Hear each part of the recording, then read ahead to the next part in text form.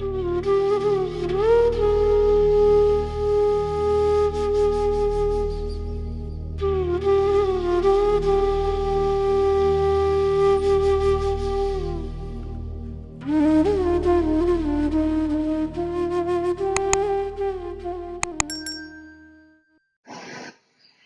जी की प्यारी प्यारी संगत को जय गुरु जी। और गुरु जी को शुक्राना, अनंतम शुक्राना कि उन्होंने मुझे अपॉर्चुनिटी दी है कि मैं उनके बारे में बात कर सकूं, मैं अपने सत्संग शेयर कर सकूं। और जो कुछ भी आज तक गुरु जी ने हमारे लिए किया है, मेरे लिए किया है, मेरी फैमिली के लिए किया है, उसके लिए मैं जितना शुक्राना करूं उतना कम है।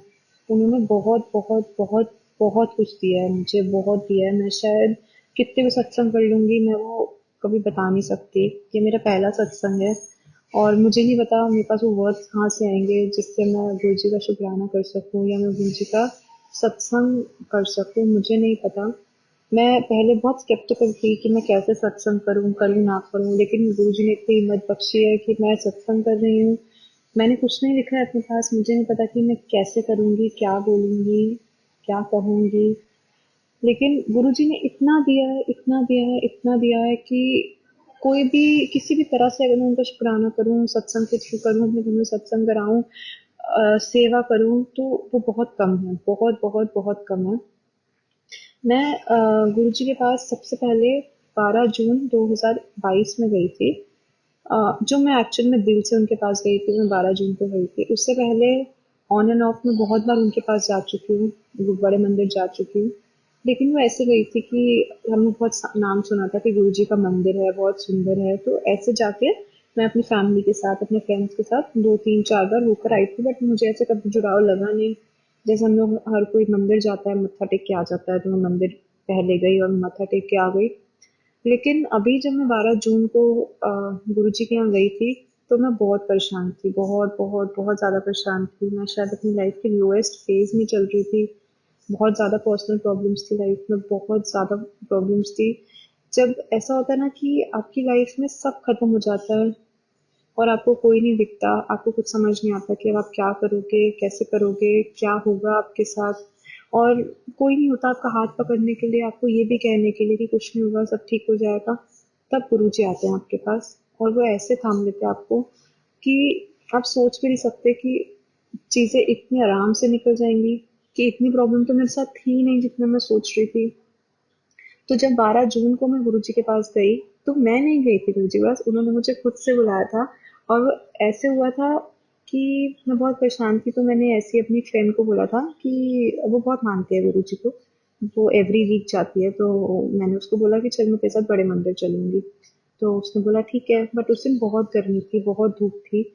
तो मैं दिन तक भी यही सोच रही थी कि रहने दूंगी, उसको मना कर दूंगी, कोई बहाना मार दूंगी कि मैं नहीं जा रही। बट पता नहीं क्या हुआ, मैं उसके साथ चली गई 12 जून को। हम लोग 3 साढ़े 3 बजे से घर से निकले थे, बहुत ही गर्मी थी, मैं जैसे तैसे निकल गई। पूरे रास्ते में मुझे गुरु जी के बारे में बातें बता रही थी, उनके अलग अलग सत्संग सुना रही थी। उसने बहुत कोशिश करी कि मेरा ध्यान यहीं लगा रहे गुरु जी में। तो जब हम गुरुजी पहुंचने वाले थे, तो अभी हम लोग ऑटो में थे, मेट्रो से उतर के हम लोग ऑटो में गए थे। तो उसने मुझे बताया कि जैसे गुरुजी ना अपनी प्रेजेंस फील कराते हैं, ऐसे कि लोगों को उनकी खुशबू आती है। और किस जो लोग साईं बाबा जी को मानते हैं, उनको मतलब जिस भी भगवान को मानते हैं, तो उनको गुरुजी में वो भगवान दिखने लगते हैं। तो जैसे उसने बोला कि खुशबू आती है, तो मैंने उस टाइम स्मेल करने की कोशिश करी कि शायद मुझे भी खुशबू आ जाए। फिर उसने बोला कि ऐसे भगवान दिखते हैं गुरुजी में, मैंने कोशिश करी, मुझे नहीं दिखा। मतलब मैं कहीं ना कहीं से ये देखना चाह रही थी कि उन्होंने मुझे बुलाया है, मतलब कि कोई मेरा हाथ थामने के लिए मुझे बुला रहा है, मैं ये फील करना चाह रही थी। बहुत दिल से गई थी मैं उस दिन उनके पास, क्योंकि उसने मुझे बहुत कुछ बताया था उनके बारे में और मैं बहुत टूटी हुई थी जब मैं उनके पास गई। तो जब मैं मंदिर गई, अंदर जाते ही एक तो मेरा दिल इतना भारी हो गया था कि मैं कभी किसी भी मंदिर जाके ऐसी नहीं होती जैसे मैं गुरु जी के मंदिर जाके हुई थी।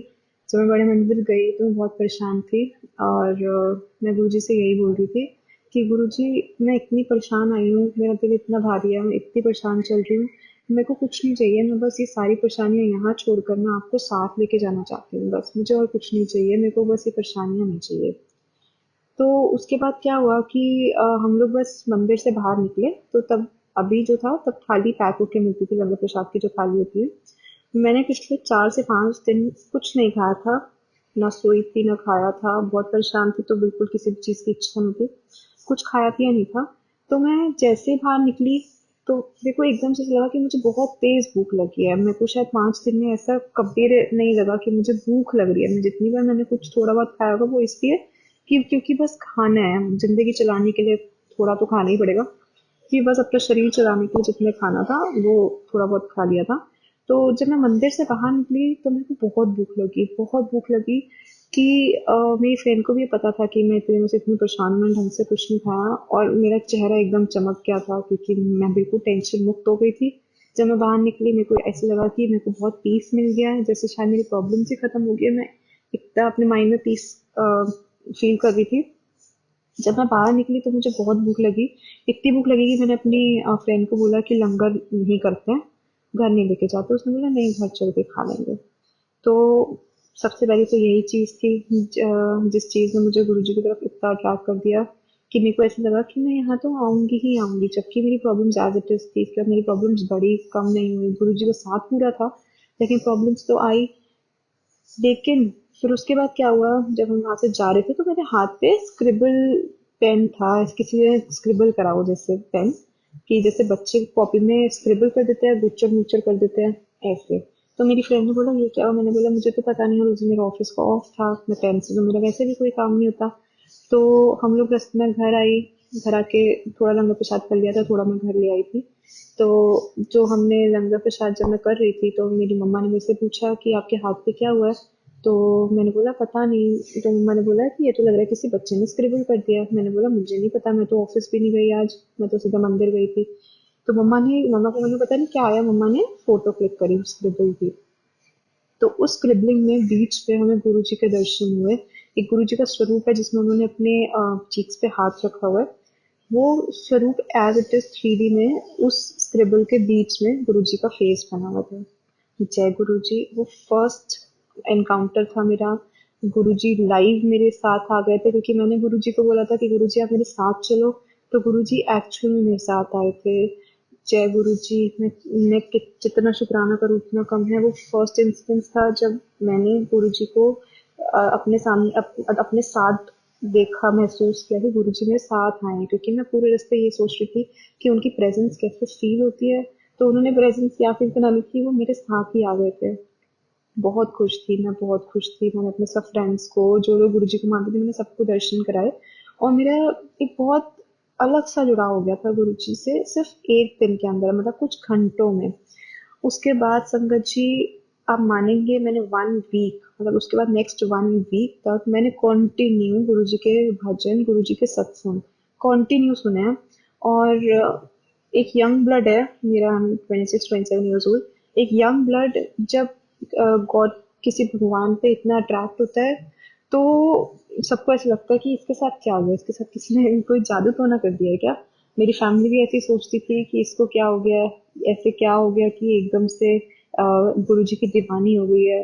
और आप मानेंगे, मैं नेक्स्ट डे, सैटरडे का वो दिन था, संडे का दिन था, जिस दिन गुरु जी ने हमें दर्शन दिए थे और मैं बड़े मंदिर गई थी। मैं मंडे को फिर से अपनी फैमिली के साथ गुरु जी के मंदिर गई, उनको शुक्राना किया और बहुत ही अच्छे दर्शन हुए, बहुत ही अच्छे दर्शन। ऑलमोस्ट 10 to 12 मिनट्स में दरबार में खड़ी हुई थी। और आपको पता है कि इतनी संगत होती है कि आप बस चलते रहते हैं वहां से, एक एक दो दो मिनट में आपको बाहर कर देते हैं, लेकिन उस टाइम मंदिर बिल्कुल खाली था बिकॉज वहाँ पे भीड़ बहुत थी। आप कहिए कि गुरुजी चाहते थे कि मैं उनके साथ थोड़ा टाइम स्पेंड कर लूँ, कि मैं उनको अच्छे से शुक्राना कर दूँ। तो मैंने बहुत देर तक उन अंदर बाग में रही, मैंने उनको शुक्राना किया। और जब मैं शुक्राना करने के लिए जा रही थी कार बाय कार, तो मेरे को पूरे रास्ते ऐसे फील हो रहा था जैसे मेरे साथ कोई चलता हुआ आ रहा है, मतलब हमारी कार चल रही है तो हमारे साथ साथ कोई चल रहा है। जब मैं आसमान में देख रही थी तो मुझे ऐसा लग रहा था कि गुरु जी हैं ऊपर जो हमारे साथ चलते हुए आ रहे हैं। तो उन्होंने ऐसा, मतलब मेरे को अपने साथ कनेक्ट कर लिया था कि मैं चाह कर भी उनको नहीं छोड़ सकती थी, मतलब मैं चाहती भी नहीं थी और मैं उनको छोड़ भी नहीं सकती थी। उसके बाद 1 वीक तक कॉन्टिन्यू जैसे दीवानों की तरह मैंने उनका सत्संग सुना है। मेरे को ऐसा था कि मैं उनके बारे में और जानूंगी, मैं और कनेक्ट करूंगी। और मैं कंटिन्यू उनके सत्संग सुनती थी, और ऐसे सत्संग सुनती थी कि मैं ऑफिस जा रही हूँ तो मैं मेट्रो में जाते हुए सत्संग सुन रही हूँ, मेरा लंच ब्रेक है तो मैं किसी के साथ में बैठी, मैं अकेली बैठी हूँ, लंच कर रही हूँ, उनका सत्संग सुन रही हूँ, सो रही हूँ, उठ रही हूँ, बैठ रही हूँ, मैं सिर्फ उनके सत्संग सुन रही थी। और ये हमारे हाथ में नहीं होता, ये गुरु जी के हाथ में होता है, उन्होंने कब किसको कैसे कनेक्ट करना है। कुछ लोग सालों साल भी उनसे कनेक्ट नहीं हो पाते, और कुछ लोग कुछ महीनों में उनके साथ ऐसे कनेक्ट हो जाते हैं कि उनका इतना जुड़ाव हो जाता है, ऐसा लगता है हम सालों से उनको जानते हैं। और ऐसा होता है कि कई जन्मों से गुरुजी हमसे जुड़े होते हैं, कई जन्मों से हमारी हेल्प कर रहे होते हैं, हमारे साथ होते हैं, लेकिन हमें रियलाइज नहीं होता। तो अब मैं आपको कुछ साल पहले की बात लेके चलती हूँ। तो मैं साईं बाबा जी को बहुत मानती थी, मेरी पूरी फैमिली साईं बाबा जी को बहुत मानती है, और कुछ सालों से मेरा साईं बाबा जी से बहुत अलग कनेक्शन था, बहुत मानती थी मैं उनको।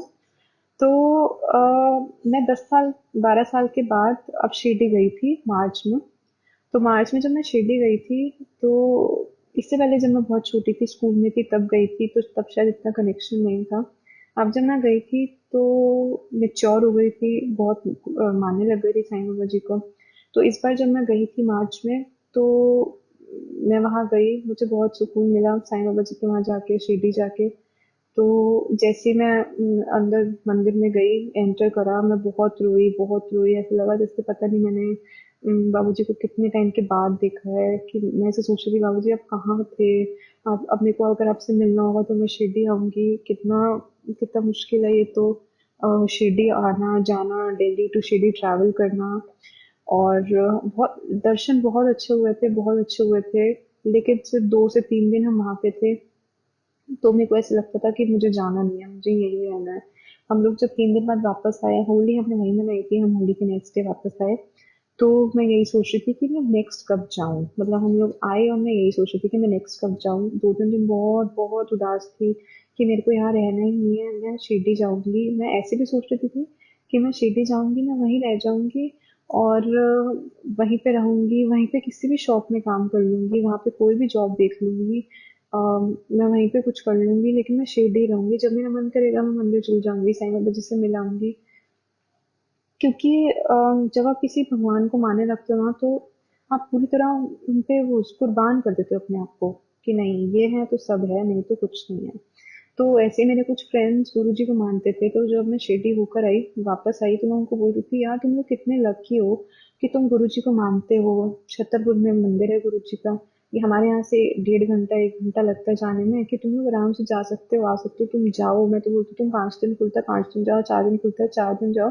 क्योंकि मैं तो बहुत हेल्पलेस फील करती थी अपने आप को, कि मैं शिरडी नहीं जा सकती, कि मैं कैसे जाऊँ। मैं आके सोचती थी, मैंने सोचा था मैं अक्टूबर नवंबर में दशहरे पे साईं बाबा जी का समाधि दिवस होता है, तो मैं जाऊंगी, फिर उनके दर्शन करके आऊंगी। लेकिन ये सोच के मन भारी होता था कि मुझे वहां से वापस भी तो आना पड़ेगा, लेकिन मैं रहना चाहती थी वहीं, कि मैं वहीं रहूं, जब मेरा मन करे मैं चली जाऊं। तो अब जब मैं यहाँ पर आई वापस, मेरे को गुरुजी के दर्शन हुए, गुरुजी से मैं कनेक्ट हुई। गुरुजी ने बहुत बार मुझे साईं बाबा जी के दर्शन कराए अपने टिक्के में, बहुत सारे सत्संग हैं ऐसे मेरे पास।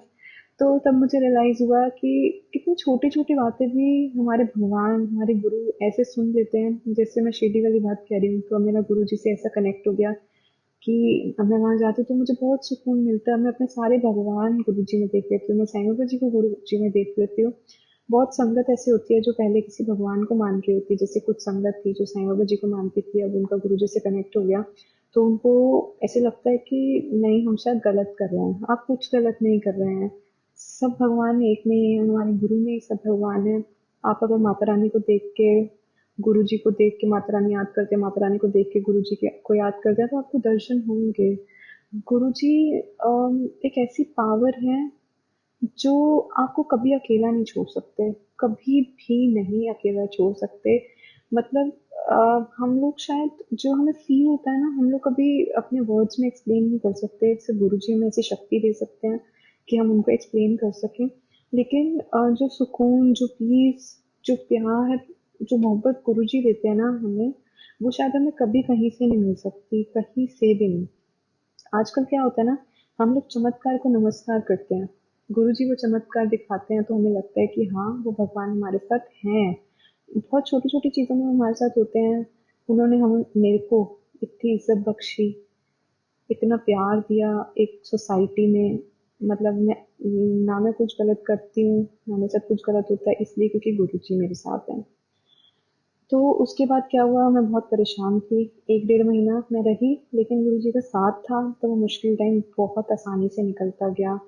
मुझे हर थोड़े टाइम में ऐसे दर्शन होते थे, कभी अनार में छिल रही हूँ, अनार में ओम के दर्शन, कभी कहीं दर्शन, कभी कहीं दर्शन। एक बार मैं बहुत परेशान थी, बहुत परेशान थी, तो मैं हमने गुरुजी का स्वरूप आया था। इसका भी एक सत्संग है जो मैं आपको सुनाना चाहूंगी। अम, मैं बहुत टाइम, मेरे पास एक बहुत छोटा से गुरु जी का स्वरूप था, जैसे कार्ड जैसा स्वरूप होता है जो वो था, वो भी मुझे कहीं से मिला था। तो वो मेरे घर में पड़ा हुआ था। जब गुरु जी का बर्थडे था 7 जुलाई को, 12 जून को मैं फर्स्ट टाइम गई थी, 7 जुलाई को गुरु जी का बर्थडे था, 1 मंथ भी नहीं हुआ था। तो हमने अपना घर डेकोरेट किया था, गुरु जी के आसपास सब डेकोरेशन करी थी थोड़ा सा। तो सिर्फ वो कार्ड जितना स्वरूप था मेरे पास, तो मैं गुरु जी को बोल रही थी कि मेरे को बड़ा स्वरूप चाहिए, ताकि मैं डेकोरेशन करूँ या मैं सत्संग करूँ तो कम से कम ऐसा लगे तो कि आप हो हमारे साथ। तो इतने छोटे से स्वरूप है, मुझे बड़े स्वरूप चाहिए। स्वरूप छोटे बड़े होने से कुछ नहीं होता, लेकिन बस मेरे मन में ये बात थी कि एक बड़ा स्वरूप चाहिए मेरे को। और मुझे ऐसे नहीं चाहिए कि मैं खरीद के लाऊं, मुझे ब्लेसिंग वाला चाहिए कि मेरे को कोई अचानक से दे। तो उसके बाद गुरु पूर्णिमा थी 12 या 13 अप्रैल को, 10 12 या 13 ऐसी डेट, दो गुरु जी के बर्थडे के 2 3 दिन बाद गुरु पूर्णिमा होती है। तो तब मैं गुरु जी के मंदिर गई। तो मेरे कुछ फैमिली फ्रेंड्स थे, उनके साथ मैं गई थी, और उससे जस्ट एक रात पहले ही मैं अपने उस फ्रेंड से बात करी थी। मैं उसको बोल रही थी कि मुझे ना गुरु जी को स्वरूप चाहिए, ऐसे ही जैसे ना तुम्हें मिला था। जैसे कोई आया था और उनको अचानक से स्वरूप दे गया था, मतलब मुझे ऐसे नहीं चाहिए कि मैं खरीदूं, बिकॉज उससे एक दिन पहले ही मैं किसी को गिफ्ट देने के लिए स्वरूप ले रही थी। तो मेरा बहुत मन था कि मैं अपने लिए ले लूं, लेकिन मैं पैसों से नहीं खरीदना चाहती थी। तो उसने बोला ऐसे तो नहीं होता, हर किसी के साथ थोड़ा होता है ऐसे कि ऐसे मिल जाएगा। तो उसके बाद हमारी बात खत्म हो गई, मेरे दिमाग में भी ये बात नहीं आई। तो नेक्स्ट डे गुरु पूर्णिमा पे जब हम गुरु जी के मंदिर गए, तो बहुत अच्छा वहाँ पे फंक्शन होता है, बहुत सुंदर गुरु जी का दरबार सजता है, बहुत संगत होती है। तो हम लोग गुरु जी के मंदिर होके बाहर आ रहे थे, मैं जस्ट अपनी कार में बैठ रही थी, और मैं अपनी कार को स्टार्ट कर रही थी, बिकॉज बहुत गर्मी हो रही थी। तो आई थॉट कि मैं स्टार्ट कर दूं, ताकि जितने में गाड़ी में ह्यूमस है वो बाहर निकल जाए। तो मैं जस्ट कार को स्टार्ट करने के बाहर से अंदर की लगाई, मैंने झुकी हुई थी मैं कार की तरफ, और एक अंकल वहाँ आए मेरे तरफ, और उन्होंने मेरे आगे गुरु जी का स्वरूप रखा और बोले जय गुरु जी। तो मैंने से गुरुजी का स्वरूप पकड़ा, और मैं बहुत रोने लगी। ऐसे लगा जैसे गुरुजी मेरी, इतनी छोटी सी बात गुरुजी ने मेरी सुन ली और गुरुजी आ गए। मतलब मैं एक रात पहले बात कर रही हूँ और गुरुजी आ गए, गुरुजी के मंदिर में मुझे स्वरूप मिला। और स्वरूप ऐसा नहीं था कि कोई पेपर वाला स्वरूप था, वो टाइल पे, एक टाइल थी, टाइल के ऊपर गुरुजी का स्वरूप था। और मुझे तो समझ आनी बंद हो गई, मैं तो बहुत रोई। मैंने अपने आसपास सबको बोला और सब मुझे चुप करा रहे थे। तो उन्होंने बोला जाओ उनको थैंक यू करा, जय गुरु जी बोला। तो मुझे नहीं पता था वो कौन है, मैंने तो शक्ल भी नहीं देखी थी। तो मेरे साथ जो थे उन्होंने मेरे को बोला कि ये हैं जो गाड़ी में बैठे हैं, सबको स्वरूप दे रहे थे, और तो उन्होंने तेरे को दिया है। तो मैंने उनको जय गुरु जी बोला, और मतलब हाथ पैर कांप रहे थे मेरे बहुत ज्यादा। फिर उस दिन हम, गुरु जी पहली बार हमारे घर पे आए, और हमने सत्संग किया, हमने गुरु जी का वेलकम किया बहुत अच्छे से। उस दिन एक वो दिन था, और अब आज का दिन है। गुरु जी ने इतनी बार हमें दर्शन दिए हैं, हर बार अपनी प्रेजेंस फील कराई है। हमें कभी लगता ही नहीं है कि हम अकेले हैं, कि हमें कोई प्रॉब्लम अकेले फेस करनी पड़ रही है। मतलब ऐसा कभी भी नहीं होता। वो हर पल हमारे साथ हैं, और छोटी से छोटी बात हमारी सुन रहे हैं, बड़ी से बड़ी प्रॉब्लम्स का हमारा निपटारा कर रहे हैं। वो सब, मतलब मेरे लिए तो वो अब सब कुछ है, उनके बिना तो मैं कुछ सोच भी नहीं सकती। मैं घर से जाती हूँ तो मैं बोलती हूँ चलो गुरु जी चले। मैं घर आती हूँ तो सबसे पहले मुझे उनकी शक्ल देखनी होती है, मैं आती हूँ उनका स्वरूप देखती हूँ कि वो ठीक है। और हम लोग ऊपर नीचे रहते हैं, लाइक मेरे पेरेंट्स नीचे और मैं और मेरा ब्रदर ऊपर। तो मैं आती सबसे पहले अपने रूम में आती हूँ और ये देखती हूँ कि आके बस गुरु जी के पैर छूती हूँ, और फिर मैं कुछ और काम करती हूँ अपना। तो ऐसे गुरुजी ने, बहुत प्रॉब्लम्स मेरी लाइफ में थी, बहुत बहुत सारी प्रॉब्लम्स थी जिनको उन्होंने सॉर्ट किया। एक बहुत बड़ा सत्संग मैं आपसे शेयर करना चाहूंगी, जो शायद मुझे अभी तक रियलाइज भी नहीं हुआ था कि ये सत्संग है, लेकिन अब मुझे बोलते हुए शायद गुरुजी मुझे बोल रहे हैं कि नहीं ये बोलना है। तो मेरे को दिसंबर 12th को एक प्रॉब्लम डिटेक्ट हुई थी। मेरे बैक ऑफ द नेक एक वाइट स्पॉट था, जो ऐसे ही चलते फिरते, मतलब एक्सीडेंटली मेरे एक फ्रेंड ने बताया था कि ये क्या है तेरे मतलब बालों के नीचे, सर पे एक वाइट स्पॉट था, ऐसे हो जगह जल गई हो और वाइट हो गई हो। तो मैंने बोला मुझे नहीं पता। तो वो कह रहे हैं ऐसा लग रहा है बर्थ मार्क है वाइट कलर का। तो उसने मुझे पिक्चर वगैरह दिखाई, तो मेरी फैमिली में मतलब दूर के रिलेटिव्स हैं, उनको ये प्रॉब्लम थी, तो मुझे पता, तो मुझे डर लगा कि ये विटिलिगो ना हो। Vitiligo is an auto immune disease जो आपकी पूरी बॉडी पे फैल जाती है, वाइट चकत्ते हो जाते हैं जिसको बोलते हैं, वाइट स्पॉट्स हो जाते हैं, और उसका कोई इलाज नहीं होता, मतलब आप उसको रोक नहीं सकते हो। तो मैं बहुत डर गई। मेरे को था कि मैं अगर अपने पेरेंट्स को बोलूँगी तो वो भी बहुत डर जाएंगे, बट मैं ये चीज़ को नहीं छुपा सकती थी। मैं उस दिन गई तो मैंने अपने घर पे बताया, तो मॉम डैड देख के बहुत परेशान हो गए कि ये क्या हो गया इसको। तो तब हम गुरुजी को नहीं मानते थे, मेरे मन में भी कभी ऐसा नहीं आया। तो मेरे मॉम डैड मेरे को बोलते, उन्होंने वो मेरे को स्किन स्पेशलिस्ट के पास ले गए, उन्होंने मेरे को बोला कि ये विटिलिगो है, मतलब वही था जिसका मुझे डर था। वाइट स्पॉट्स हैं जो फैल सकते हैं, और वो मेडिसिन लिख रहे हैं। मैंने उनकी मेडिसिन ली, उसके साथ मैंने आयुर्वेदिक मेडिसिन शुरू कर ली थी। और मैं अपनी मेडिसिन को लेके इतनी पर्टिकुलर थी जितनी मैं आज तक नहीं थी। मैंने कभी भी कोई मेडिसिन लिया तो शायद मैंने आज तक लाइफ में कोई मेडिसिन टाइम टू टाइम नहीं ली है। मैं इतनी केयरलेस हूँ मेडिसिन को लेके कि मुझे मेडिसिन लेनी नहीं होती है। लेकिन इसके लिए मैं इतनी पर्टिकुलर थी कि मेरे को आयुर्वेदिक मेडिसिन मिल्क के साथ लेनी होती थी, तो मैं ऑफिस में मिल्क लेके जाती थी और वो मेडिसिन लेके जाती थी कि मैं वो लूंगी। अगर मैं ऑफिस में हूँ, मुझे 5 बार अलग अलग टाइम पे मेडिसिन लेनी है, तो मैं लेती थी। उन दिनों में बहुत परेशान थी, और मैं गुरुजी के मंदिर में ऐसे ही गई थी मत्था टेकने। तो मैंने मत्था टेका और बस यही प्रे करा कि ये फैले ना। तो मैं गुरुजी को नहीं मानती थी, हमारे घर के पास ही एक छोटा सा गुरुजी का मंदिर है, मैं वहाँ पे मत्था टेक कर आ गई। तो अब मैंने उनसे मेडिसिन लेनी शुरू करी। जब एलोपैथी तो मुझे नहीं सही लगा, बिकॉज वो डॉक्टर मुझे नहीं इतने अच्छे लगे, तो मैंने डॉक्टर चेंज करके एक होम्योपैथी डॉक्टर के पास में गई, जिनसे मैं बहुत पहले भी मेडिसिन लेती थी, मतलब हमारी फैमिली डॉक्टर थी वो। तो उनके पास में गई, उन्होंने देखा, मैं बहुत रोग के आ गई कि मेरे को ये क्या हो गया, ये फैल ना जाए और एवरीथिंग। उनसे मेडिसिन लेने के बाद आई गेस 1.5 मंथ में जो मेरा एक निशान था वो बहुत लाइट हो गया, मतलब बहुत ही ज्यादा लाइट हो गया। वैसे ही जो स्पॉट्स होते हैं, ये वाइट जो चकते होते हैं, ये पहले इसके ऊपर डॉट्स आ जाती हैं ब्लैक कलर की, देन ये पिंकिश कलर में चेंज हो जाते हैं, जैसे एक चोट लग जाती है वैसे हो जाते हैं। बट मेरे निशान ऐसे हैं जो जिनके ऊपर ऐसा कुछ नहीं हुआ है, उन्होंने अपने आप स्किन कलर ले लिया है। सिर्फ एक ही निशान है मेरे पास, बहुत बड़ा निशान था वो, बट अब वो बहुत ही छोटा और बहुत ही लाइट कलर का रह गया। जय गुरु जी, ये फैल भी सकता है, उसमें कोई शक नहीं है, लेकिन गुरु जी की इतनी मेहर है, इतनी कृपा है कि वो नहीं फैली है। और ये ऐसा सत्संग है जो शायद मुझे पहले रियलाइज नहीं हुआ, लेकिन अब हो रहा है, क्योंकि उस टाइम मैं गुरु जी को नहीं मानती थी। बस मैंने एक बार जाके उनसे प्रे करी थी इस बारे में। और अगर हम सोचें कि बुरा हो सकता है हमारे साथ, तो बिल्कुल हो सकता है, लेकिन अगर वो नहीं हो रहा है तो वो इसलिए नहीं हो रहा है क्योंकि गुरु जी हमारे साथ हैं। उन्होंने शायद मेरा जो भी मेरे ऊपर ये प्रॉब्लम आने वाली होगी, वो शायद उन्होंने कम कर दी होगी। आती तो है ही प्रॉब्लम, अब प्रॉब्लम खत्म नहीं हो सकती, लेकिन वो बहुत कम हो सकती है। गुरु जी कहते हैं कि 100% अगर कुछ बुरा होना है तो वो 90 अपने ऊपर ले लेते हैं, 10 तो हमको भोगने पड़ते हैं।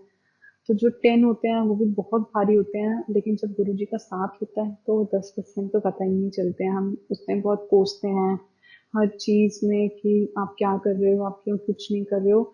लेकिन मैं आपको एक चीज बताऊं कि 2 ढाई महीने ऐसे थे जब मेरे साथ बहुत बुरा भी हो रहा था, मैं लाइफ में बहुत टेंस थी, बहुत लो फेज में थी।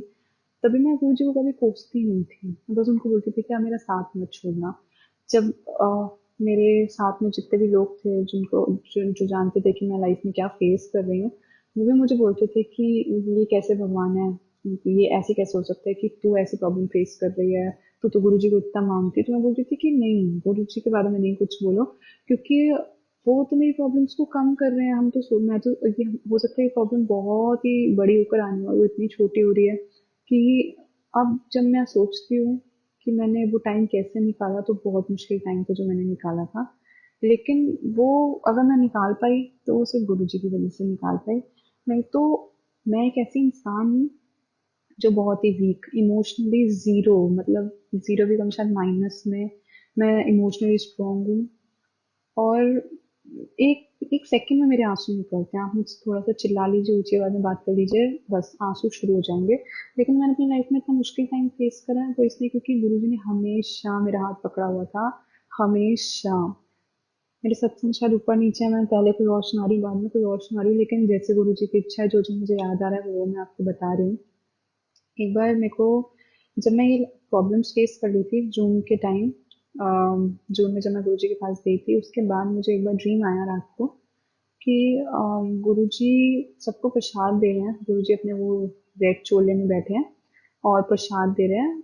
नहीं सॉरी, गुरुजी चोले में नहीं थे, कुर्ता पजामा टाइप उन्होंने कुछ पहना था और वो सबको प्रसाद दे रहे हैं। मैं बस दूर से देख रही थी, लेकिन मैं ये देख रही थी कि उन्होंने हलवा प्रसाद जैसे उठाते हैं, जो कड़ा प्रसाद होता है, वो अपने हाथ से इतना, उनका हाथ इतना बड़ा था और वो इतना सारा अपने हाथ से कड़ा प्रसाद उठा के दे रहे थे और लोग जो ले रहे थे, मैं सिर्फ दूर से देख रही थी, मैंने प्रसाद नहीं लिया था। तो वो दो हाथों में भी नहीं कैरी कर पा रहे थे उसको। अब जिन लोगों, जो लोग गुरुजी को बहुत टाइम से जानते हैं, इतने सत्संग सुन के उनको पता है कि गुरुजी ऐसे ही प्रसाद देते थे। लेकिन तब मैंने गुरुजी को नया नया जानना शुरू किया था, मुझे ये सब बातें नहीं पता थी और मुझे नहीं पता कि मुझे ड्रीम कैसे आया था। ये तो ऑब्वियसली गुरुजी ने मुझे दर्शन दिए थे, उन्होंने मुझे दिखाया था कि वो सबको प्रसाद दे रहे हैं, मतलब मेरे को साक्षात दर्शन हुए थे। जय गुरु जी, उन्होंने मुझे साक्षात दर्शन दिए थे। तो ये मेरे को फर्स्ट ड्रीम दर्शन दिए थे गुरुजी ने। उसके बाद बहुत बार ऐसे होता था कि मैं बहुत परेशान होती थी और मेरी हल्की सी आंख लग जाती, जैसे मैं परेशान थी, सत्संग सुनते सुनते ही सोती थी, तब मुझे ऐसे नींद ही नहीं आती थी। तो मैं आईज क्लोज करती थी तो मुझे गुरुजी दिखते थे, कभी किसी चोले में, कभी वो बिल्कुल यंग जब थे तब ऐसे। अब रिसेंट जो मेरा सत्संग है मैं आपसे शेयर करना चाहती हूँ, वो ये है कि एक रात को मेरी शायद घर पे बहुत लड़ाई हो गई थी अपने पेरेंट्स से किसी बात पे। अम, थोड़ी मैरिजेबल एज भी है, तो थोड़े अप्स एंड डाउन्स चल रहे हैं लाइफ में कि सब घर वाले लड़का ढूंढ रहे हैं और मैं मिल कर आती हूँ तो मुझे पसंद नहीं आता, ऐसे वाला फेस चल रहा है थोड़ा सा। तो मैं थोड़ी सी परेशान थी, सोच में सोच के गुरु जी अरेंज मैरिज कैसे करूंगी, कहाँ से ढूंढूंगी और कैसे होगा। मेरे को अगर कोई लड़का पसंद नहीं आता तो आप पेरेंट्स को कितनी बार मना कर सकते हो कि मेरे को ये पसंद नहीं आ रहा। मैं ऐसे ही सोच रही थी। तो ऐसी किसी लड़के की बात चल रही थी और मेरी अपने घर पे लड़ाई हो गई इस बात पे कि मेरे को लड़का पसंद नहीं था और वो लोग बोल रहे थे कि सही है एक बार मिलके देख लो, कुछ ऐसी बात चल रही थी, मुझे एग्जैक्ट बात तो याद नहीं है। तो मैं काफ़ी परेशान हो गई थी, मतलब एक बंदा फ्रस्ट्रेट हो जाता है ना कि क्या चल रहा है यार ये। तो मैं बहुत फ्रस्ट्रेट थी, मैं नीचे से मम्मी पापा से बात करके मतलब लड़के ऊपर आई, आई वाज क्राइंग, मतलब बहुत रो रही थी और ऐसे सिस्कियों वाले रो रही थी। मैंने कोई गुरुजी से बात नहीं करी, मैंने गुरुजी से कुछ डिस्कशन नहीं करी। मैं जैसे रात को मत्था टेकती थी, शिव पुराण पढ़ी थी थोड़ी सी, मैंने मत्था टेका और मैं सो गई। तो मुझे सुबह सुबह ड्रीम आता है कि गुरुजी, मेरे को जो स्वरूप मिला था, मैंने जो आपसे सत्संग शेयर किया, बड़े मंदिर से टाइल वाला स्वरूप था जो, उसमें वो लाल चोले में थे, वाइट चोला एंड लाल जो ऊपर दुपट्टा लेते थे, चुन्नी लेते थे, उसमें थे। तो उस स्वरूप में से गुरु जी निकल के आए और मेरे साथ मेरी फ्रेंड थी मेरे घर पे। तो सपने में भी मेरी ऐसी अपने पेरेंट्स से लड़ाई हुई थी, सेम वही सिचुएशन थी, बस एक चेंज था कि मेरी कोई फ्रेंड आई हुई थी ड्रीम में। तो वो 2 मिनट बाहर गई होगी किचन में शायद पानी वानी लेने, क्योंकि मैं परेशान थी मेरे से। इतने में गुरुजी स्वरूप में से बाहर निकल कर आते हैं मेरे ड्रीम में। तो मैं उनको देखती हूँ तो मैं बहुत रोने लगती हूँ, मतलब वो मेरे खुशी के आंसू होते हैं। मैं बहुत रोती हूँ उनको देख के कि गुरुजी आप आ गए। तो गुरुजी आके मेरे को ना ऐसे हक कर लेते हैं और मेरे को बहुत चुप कराते हैं, जैसे कोई बड़ा आपको प्यार करता है ना और समझाता है और चुप कराता है, ऐसे गुरुजी आए, उन्होंने मेरे को ऐसे बैक रब करी मेरी, मेरे को बहुत प्यार किया, मेरे सर पे हाथ फेरा कि क्यों रो रही है, चुप हो जा, क्या चाहिए। उन्होंने मेरे को बोला तुझे क्या चाहिए, मेरे को बता तुझे क्या चाहिए।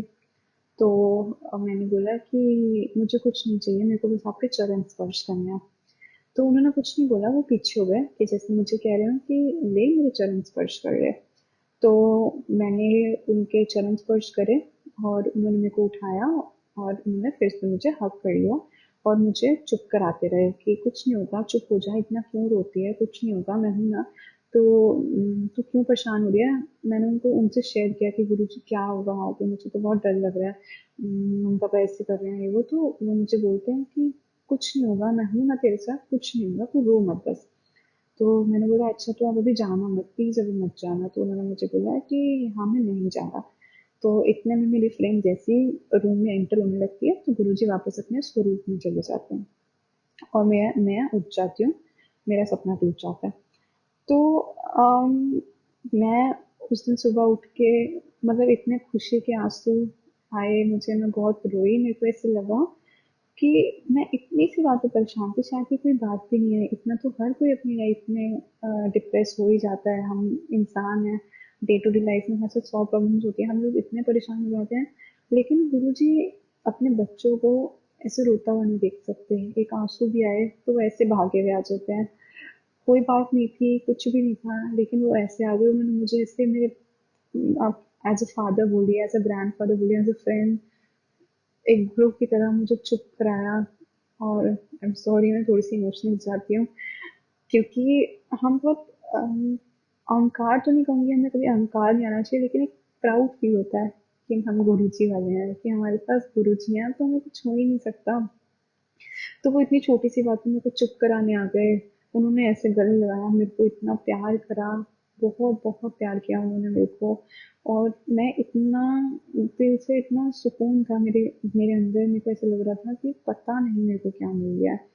और बहुत बहुत बहुत उन्होंने कुछ मुझे दिया है, बहुत कुछ दिया है, मतलब मैं उनका वर्ड्स में थैंक यू नहीं कर सकती, उनका शुक्राना नहीं कर सकती। और जून 2022 के बाद, 12 जून के बाद ऑलमोस्ट एवरी वीक मैं गुरुजी के मंदिर जाती हूँ, मुझे एवरी वीक बुलाते हैं। शायद एक आधा वीक बीच में ऐसा रहा होगा जब वो उन्होंने नहीं बुलाया था, जब बापूजी एक्सपायर हुए थे। और उससे पहले 21 अगस्त की बात है, आई गेस से 21 अगस्त, नहीं आई एम सॉरी, 21 अगस्त की नहीं बात है, जब की बात है, I don't remember the exam date. जब राखी थी, तो मैं पहले से अपने घर पे बोल रही थी कि मैं राखी बांधने तो गुरुजी को जाऊंगी, मेरे को जाना है गुरुजी के यहाँ पे, उनको राखी बांधने के लिए बड़े मंदिर जाऊंगी मैं। तो बाई चांस ऐसे हुआ कि उस दिन बापूजी एक्सपायर हो गए, तो हम लोग गए थे वहाँ पर और मैंने बापूजी के दर्शन करे। तब भी, तब मैं बहुत, मतलब कहीं ना कहीं थोड़ी उदास थी। मेरे को ऐसा लग रहा था कि मेरे को जाना ही चाहिए, क्योंकि जब गुरुजी हमारे हर हर अच्छे बुरे टाइम पे हमारे साथ होते हैं, तो शायद हमें भी उनकी फैमिली, हम लोग उनकी फैमिली हैं, वो हमारी फैमिली, तो हमें, मेरे को भी जाना चाहिए। तो मैं गई, मुझे बहुत मन में अजीब लग रहा था। मैं बात अपनी मम्मा से पूछ रही थी कि मम्मा गुरुजी परेशान तो नहीं होंगे, उनके पापा एक्सपायर हो गए। तो वो मुझे सब बोल रहे थे कि नहीं, क्यों, क्यों परेशान होंगे, उनके पापा तो उनके पास चले गए ना, और उनको तो मुक्ति गुरुजी ने दिलवाई होती। तो एक ऐसा, अब देखिए कैसा कनेक्शन हो जाता है। फिर जब मैं वहां से होकर आई तो मुझे दिल में थोड़ा सुकून था, मैं ये सोच रही थी कि पता नहीं ये बात सही है या गलत, पर मुझे ऐसा लग रहा था कि शायद गुरुजी हमें बिल्कुल, मेरे को बिल्कुल अपनी फैमिली के जैसे मानते होंगे, क्योंकि जब हमारे घर में कोई बर्थडे होता है या किसी की डेथ होती है, तो सिर्फ वही लोग आते हैं जो हमारी फैमिली में होते हैं, जो हमारे अच्छे बुरे टाइम पे खड़े हो सकते हैं, हमारे साथ रहते हैं। तो गुरुजी ने ऐसे टाइम पे भी मुझे बुलाया, मैंने बापू जी के दर्शन करे। गुरुजी भी उस टाइम वहीं होंगे, मैं मन में यही सोच रही थी कि गुरुजी भी नहीं होंगे अगर उनके पापा यहाँ पे आए तो। फिर उसके बाद गुरुजी ने मुझे डुगरी बुलाया, उन्होंने 2-3 महीने में, मतलब बिल्कुल ऐसा मुझे अपने एक, मतलब ऐसा पार्ट बना लिया कि मैं उनके बिना रह ही नहीं सकती, मतलब मैं छोड़ ही नहीं सकती उनको। बहुत कुछ दिया उन्होंने, बहुत कुछ, शायद सत्संग कम पड़ जाएंगे, टाइम कम पड़ जाएगा, लेकिन अ, मैं बोलते हुए नहीं थक पाऊंगी। इतना दिया उन्होंने, इतना दिया, इतना दिया है, शुक्राना गुरुजी, अनंतम शुक्राना। मेरे मन में गुरुजी ने जैसे जैसे भाव डाले मैंने बोल दिया। मुझे नहीं पता कि कैसा सत्संग रहा होगा, मैं कुछ चीजें मिस कर देंगी, ऊपर नीचे हो गई होंगी, उसके लिए माफी चाहूंगी। जय गुरु जी। और शुक्राना शुक्राना शुक्राना, अनंतम शुक्राना गुरु जी।